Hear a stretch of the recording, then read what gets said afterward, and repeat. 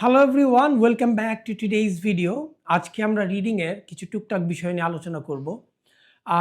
আমরা সবাই তো একটা ভালো স্কোর তুলতে চাই, কিন্তু আমাদের সমস্যাগুলো হচ্ছে আমাদের যে প্রতিবন্ধকতাগুলো, যেগুলোকে আমাদের আসলে ওভারকাম করতে হবে একটা ভালো স্কোর পাওয়ার জন্য, weather it be 6, 7, 8 or even 9 which can B a target.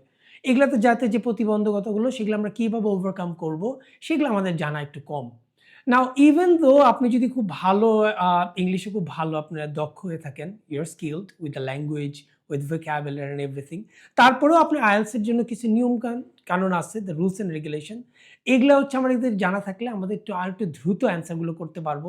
আরও কারেক্ট অ্যান্সার হওয়ার আমাদের পসিবিলিটিটা আস্তে আস্তে বেড়ে যাবে। সো আমরা যে জিনিসটা জানি যে ইন দ্য রিডিং মডিউল আমাদের ৩টা প্যাসেজের মধ্যে you will have a total of 40 questions. In this 40 questions আমাদের there are different varieties question type. যদি আমরা বলি সবচেয়ে কমন যে কোয়েশ্চেন টাইপগুলো আমরা দেখি যে ওই যে identifying writer's view, yes no not given বা ট্রু ফলস নট গিভেন, এটা একটা কোয়েশ্চেন, এটা থাকবেই।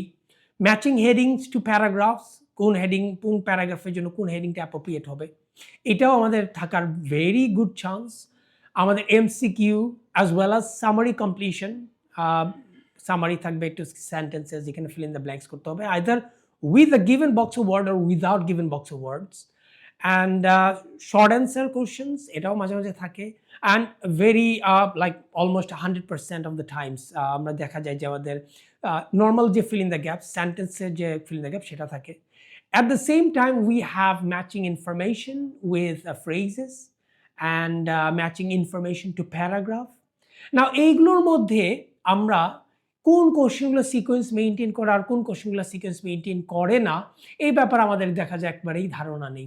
সো আজকে আমরা এই ধারণাটা নিয়ে নেই যেন এর পরবর্তী যখন আমরা একটা রিডিং প্যাসেজ করব তখন যেন আমরা একটু কনফিডেন্টলি আমরা বুঝতে পারি আমাদের অ্যান্সারের লোকেশনগুলো কোথায় আছে বা এটা আমাদের কোথায় আমি খুঁজবো। তখন অনেক সময় অ্যান্সারের লোকেশন খুঁজতে কিন্তু আমাদের অনেক সময় চলে যায়, and as a result what happens is that আমরা কিন্তু সময় কুলাতে পারি না, এই দেখা যায় 1 ঘন্টার ভিতরে 3টা প্যাসেজ শেষ করতে পারি না। So let's get down to it. তাহলে আমাদের যে সকল কোশ্চেন অ্যান্সারগুলো সিকোয়েন্স মেইনটেইন করে আসে সেটার আমরা একটু ধারণা নেই। নাও দ্য ভেরি ফার্স্ট যেটা বললাম যে ইয়েস নো নট গিভেন বা ট্রু ফলস নট গিভেন, যেখানে আপনাকে বলা হয় যে একটা স্টেটমেন্ট দেওয়ার পরে ওইটা প্যাসেজের সাথে মিলিয়ে আপনাকে বলতে হবে যে এটার সাথে মিলে কিনা, ওয়েদার ইট ইজ ট্রু, আর যদি অপোজিট হয় বা বিপরীত তথ্য দেয় তাহলে ফলস, আর যদি তথ্য না থাকে নট গিভেন। এই কোশ্চেনটা 100% অফ দ্য টাইম হচ্ছে সিকোয়েন্স মেইনটেইন করে আসে। তার মানে হচ্ছে আপনার এই সেট অফ কোশ্চেন আছে, মনে করেন 5-6টা কোশ্চেন দিছে না, এগুলোর মধ্যে সর্বপ্রথম যে কোশ্চেন নাম্বার 1, এই কোশ্চেনের অ্যান্সারটা যেখানে পাবেন 2 এর অ্যান্সার অবশ্যই তার পরে থাকবে। সিমিলারলি 2 এর পরেই 3 থাকবে, 3 এর পরেই 4 থাকবে।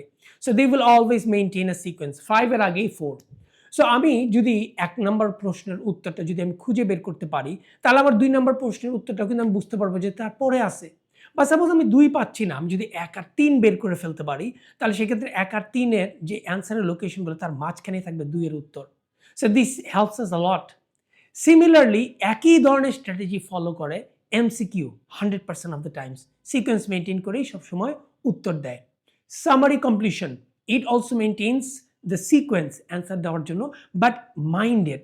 সামারিতে যেটা হয় যে একটা প্যারাগ্রাফ থেকে যদি 2টা উত্তর আসে দেখা যায় ওই ক্ষেত্রে একটু আপ ডাউন করতে পারে। আপনি মনে করেন 25 নাম্বার উত্তর আর 26 নাম্বার উত্তরটা একই সেন্টেন্স বা একই প্যারাগ্রাফ থেকে আসছে, সেখানে হয়তো 26 এর অ্যান্সারটা আগে পাবেন আপনার প্যাসেজে আর 25 এর উত্তরটা হয়তো পরে পাবেন। একটু ডিফারেন্স কিন্তু হয়। So don't get very confused here. Now এরকমভাবেই আমাদের দেখা যায় যে ফিল ইন দ্য গ্যাপগুলো, যে সেন্টেন্সের ফিল ইন দ্য গ্যাপগুলো করি, এই সেন্টেন্স কমপ্লিশনগুলো আমাদের 100% of the time sequence maintain করে উত্তর দেয়। সিমিলারলি শর্ট অ্যান্সার কোশ্চেনস, এটাও দেখা যায় আপনাকে যেখানে বলেন নো মোর দেন 1 ওয়ার্ড, নো মোর দেন 2 ওয়ার্ড, নো মোর দেন 3 ওয়ার্ডের আপনার এক উত্তর দিতে হবে। এটার ক্ষেত্রেও সিকোয়েন্স মেইনটেইন করেই আমাদের অ্যান্সারগুলো পাওয়া যায়।